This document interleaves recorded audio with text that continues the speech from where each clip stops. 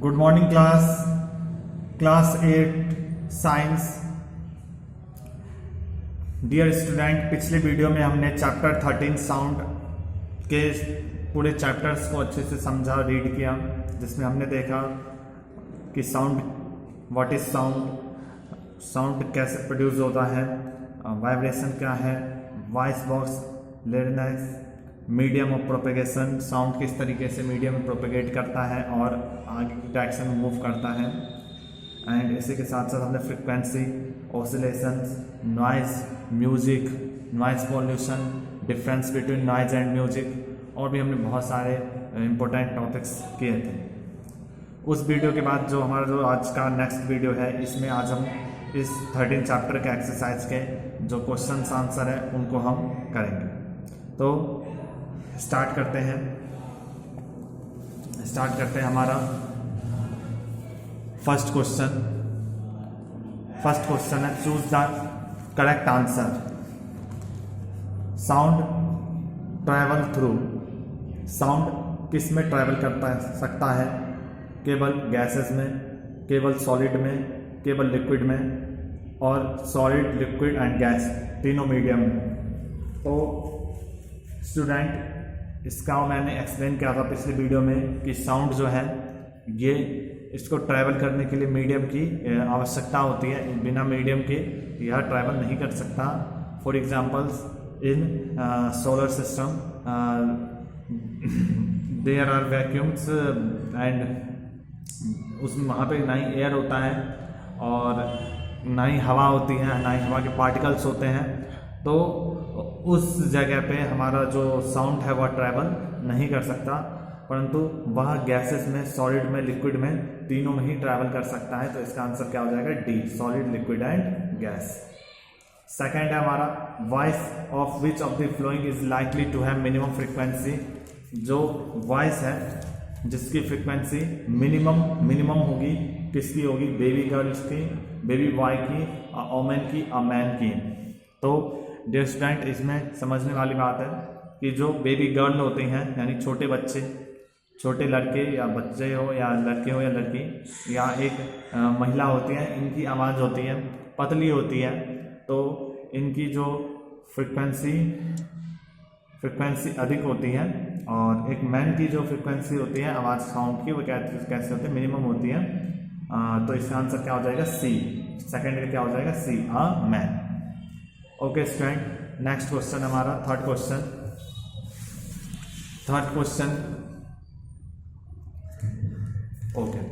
Question हम देखते हैं। In the flowing statement tick T against those which are true and F against those which are false. हमें वो जो कि ट्रू है उसमें टी टिक करना है, और जो फॉल्स है उसमें एफ टिक करना है।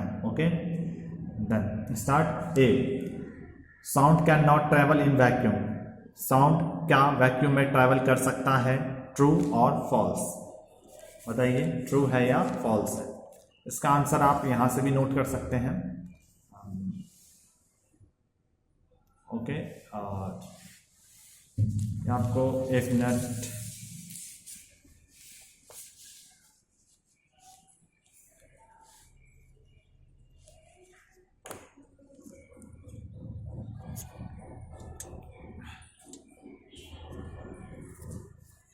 ओके। अब फर्स्ट है हमारा, sound can not travel in vacuum. Sound जो है वह वैक्यूम में travel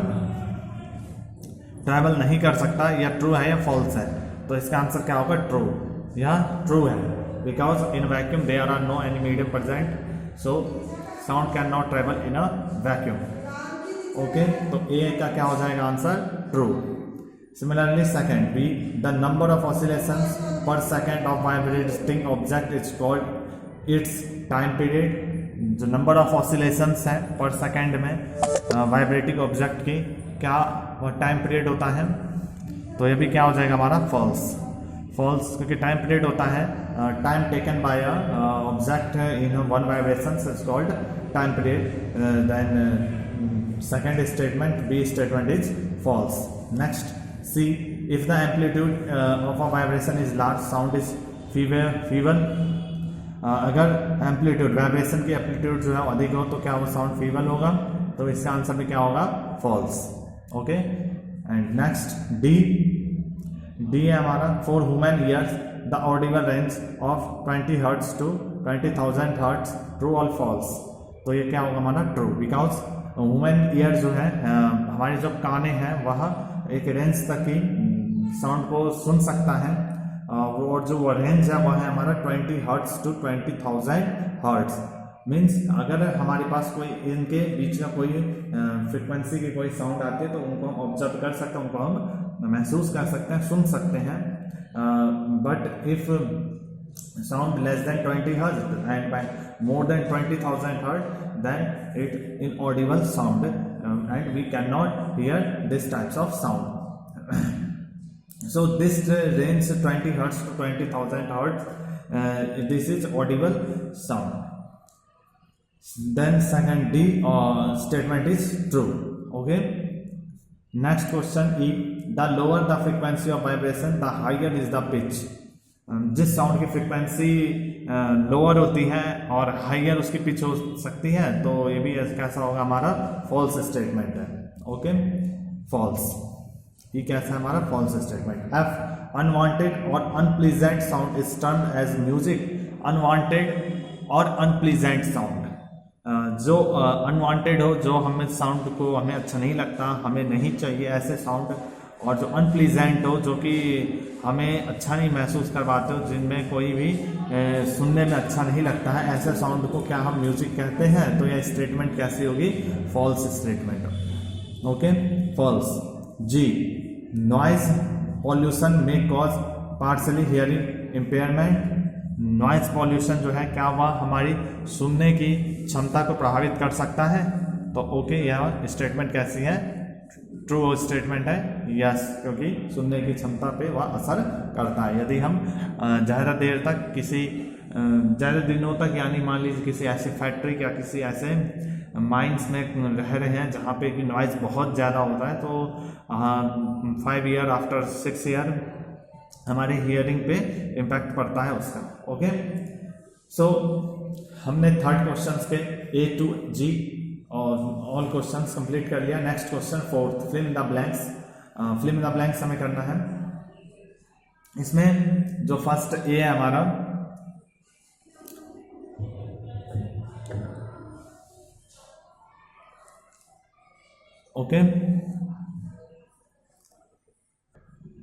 okay student, fourth question है हमारा, fill in the blanks with suitable words, and इसका आंसर हमें यहाँ पे लिखा हुआ है, आंसर फोर्थ का।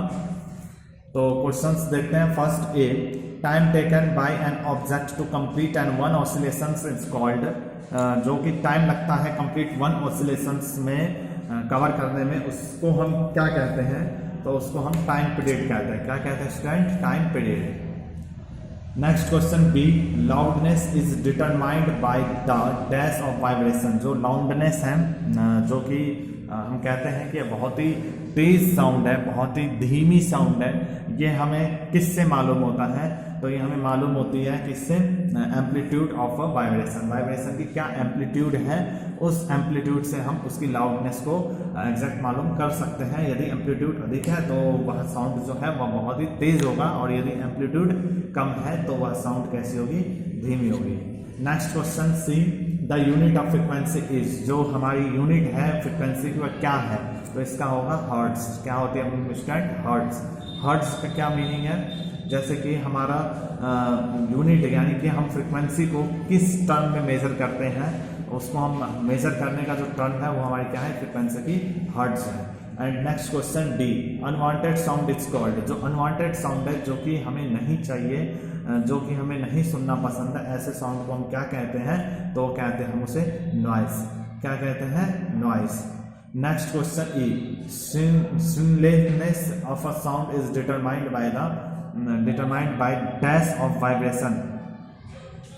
हम उसको साउंड किस तरीके से डिटरमाइन कर सकते हैं, फ्रीक्वेंसी। इसमें क्या होगा, frequency of vibration, E. Okay student, हमने 4 क्वेश्चन के टोटल A to E हमने क्वेश्चन पार्ट कर दिया। नेक्स्ट क्वेश्चन बढ़ते हैं। नेक्स्ट क्वेश्चन हमारा फिफ्थ क्वेश्चन में हम देखते हैं।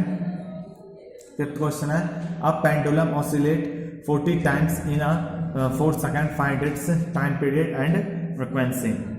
एक पेंडुलम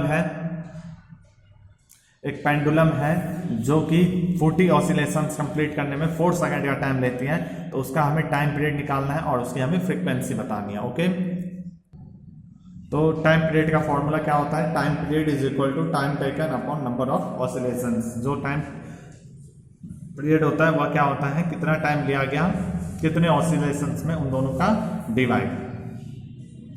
तो कितने टाइम लिया गया? 4 सेकंड। कितने ऑसिलेशंस में? 40 ऑसिलेशंस में। तो इन दोनों को डिवाइड करते हैं 0.1, ये हमारी क्या हो जाएगी? उसकी टाइम पीरियड हो जाएगी। नेक्स्ट हमें फाइंड करना है फ्रीक्वेंसी। देन फ्रीक्वेंसी का फॉर्मूला क्या होता है? फ्रीक्वेंसी का formula it's opposite to time period.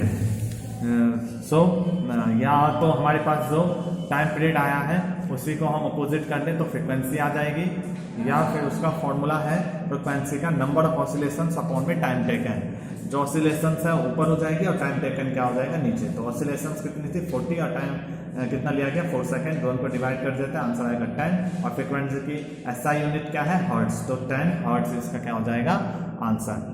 Next question है हमारा 6 क्वेश्चन है the sound from a mosquito is produced when it's vibrates it's wings at an average rate of 500 vibrations per second. What is the time period of the vibrations? जो हमारा mosquito होता है घरों में, मच्छर होते हैं जो, उनकी मच्छर के द्वारा प्रोड्यूस की गई जो वाइब्रेशंस होती हैं उसके पंखों के द्वारा, वह लगभग 500 वाइब्रेशंस 1 सेकंड में उस मच्छर के पंखे द्वारा होती हैं। तो इसका हमें टाइम पीरियड बताना है। तो सेम क्वेश्चन है, टाइम पीरियड हमें निकालना है। टाइम पीरियड का फॉर्मूला क्या होता है? टाइम पीरियड का फॉर्मूला होता है time taken upon number of oscillations. तो 1 सेकंड में कितना टाइम पीरियड हो गया हमारा? 1 सेकंड और 1 सेकंड, और नंबर ऑफ ऑसिलेशंस 500 यानी 1/500 इज इक्वल टू 0.002 सेकंड। ये उसकी क्या हो गई? टाइम पीरियड हो गई। Okay, and next question 7 question है हमारा identify the parts which vibrates to produce sound in the following instrument. जो हमारे इंस्ट्रूमेंट है जैसे like dholak, like sitar and flute, यानी फ्लूट यानी क्या? बांसुरी। तो इनमें हमें बतानी है कि ये जो साउंड प्रोड्यूस करते हैं तो इनमें वह भाग कौन सा है, वह उस पार्ट का क्या नाम है जो कि साउंड को प्रोड्यूस करता है। फॉर एग्जाम्पल आप सभी ने ढोलक तो देखा ही होगा।